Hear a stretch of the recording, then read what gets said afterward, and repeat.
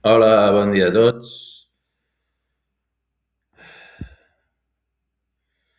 Vull comentar certes imatges globals que a vegades poden semblar que permeten aquest avenç temporal de la imaginació, el reconvertir-se qualsevol acompanyant teu en una espècie de fons perdut d'inversió on, on tot allò que trenques no es renova i per tant s'ha de llançar i no es pot reaprofitar, entenent aquesta malversació com quelcom rígid i inassumible. No? Crec que és totalment irrellevant el que passa a partir d'ara, però el que és més commovedor és el canvi que introdueix dintre l'entorn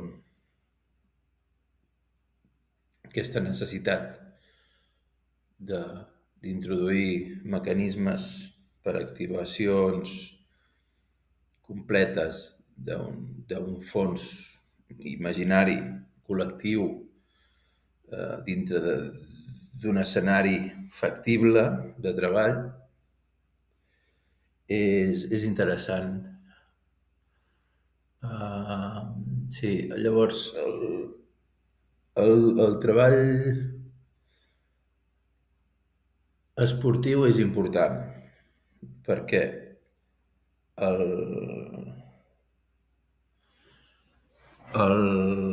el fet de cercar i no trobar no implica estar allunyat d'aquesta idea estúpida de treball no col·lectiu lligat a les característiques que imprimeixen els objectes que tenim al voltant i que, per tant, no són objectes inerts el que trobem. Són reaccions avançades lligades a la polimerització i per tant, al calentament global. Això no és nou.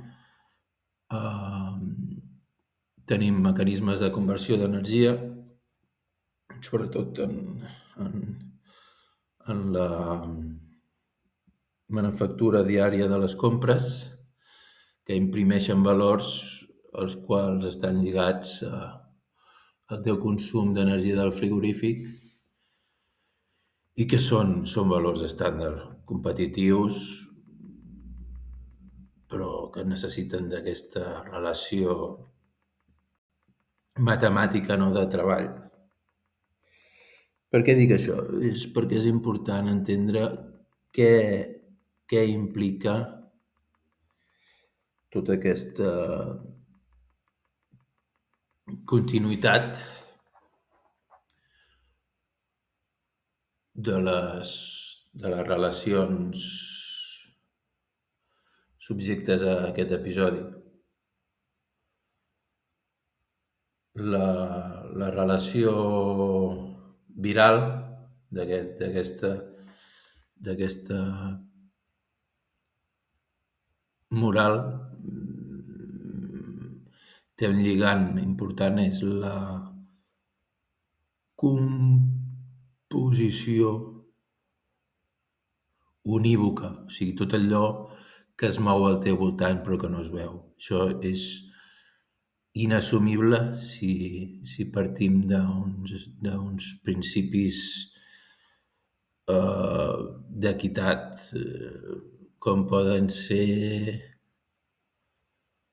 els terrenys. Hi ha gent que potser se'ls vol adquirir i vol partir d'una base no regulada i per tant fora dels paràmetres d'actuació de la gent del carrer. Per què dic això? Que és molt fàcil sortir al carrer i criticar i a vegades és contraproduent estancar-se dintre uns mecanismes eh, de putrefacció, com poden ser les aigües mal